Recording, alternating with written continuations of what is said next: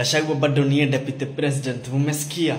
Koti imesema ni yeye alitoroka kimakosa venye haikuwa inafaa. Lakini sisi hata hatutaki hizo mavita ati deputy president Gachagua. Hiyo hata ni kumbeba kidogo sana. President King. Munaita Gachagua deputy saizi. He's a king, man. Yo. Excuse us, yo. Hizo mavita tuzitaki. Yadani mkazikure na huko. Yoni. Todi sabiri inakuja. Hai. Sojo kabisa. Sasa unaona Wamunyoro vile ameanza kutembea. Na Ruto tulikuwa tunakuambia tangu kitambo, wachana na Rigathi Gachagua. Hata wewe si vile ulikuwa mzuri kwa ile serikali ya Uhuru. Uhuru hata nikuvumilia livumilia wewe na akasema wachaneni, hata wewe ungeimpichiwa kama Gachagua. Lakini Uhuru akasema wachaneni tu na hiyo mtu. Wacheni tu akae hapo. Sasa wewe nikuvumiliwa. Sasa wewe hata ukugojea Gachagua hata amalize miaka 3. Wewe ulisema atoke na atoke. Hata boss Sholei tulisikia. Huyo ndio kwanza tulijua na yeye. Ati ukisema tuna impeach Gachagua, tuna impeach.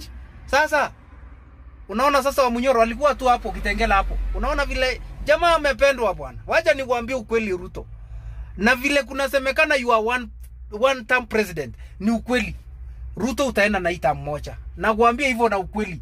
Take it to the bank. Hata kama uko na hiyo deep state, na kuambia utaenda. Ruto utaenda, lazima utaenda. Believe me you. Utaenda. Kwa sababu utaki kusikia ground. Utaki kusikia wananchi vile wanataka. Sasa unataka we utaambiwa na nani?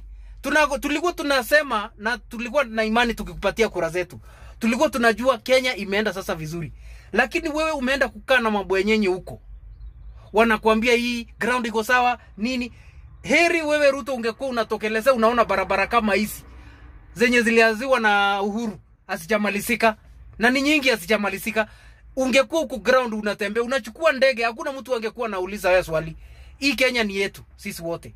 Hakuna mtu wewe unachukua helikopta, unakuja unasimama mahali fulani.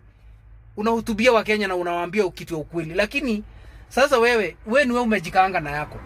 2027 unaenda nyumbani. Unaenda nyumbani hapa kwetu Sugoi. Yeah? Hey guys.